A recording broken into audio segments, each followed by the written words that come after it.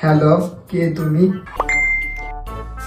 তোমার বাড়ির পিছনে আমার বাড়ি, তোমাকে অনেক দিন থেকে পছন্দ করি।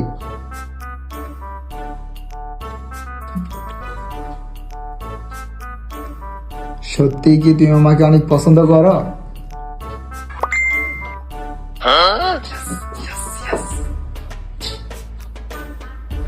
আই লাভ ইউ টু জান। শোনো না, আমার তো কালকে থেকে ডাটা শেষ, কালকের পর থেকে তোমার সাথে আর কথা হবে না। আরে এটা তো কোনো বিষয় না, তুমি শুধু তোমার নাম্বারটা পাঠাও।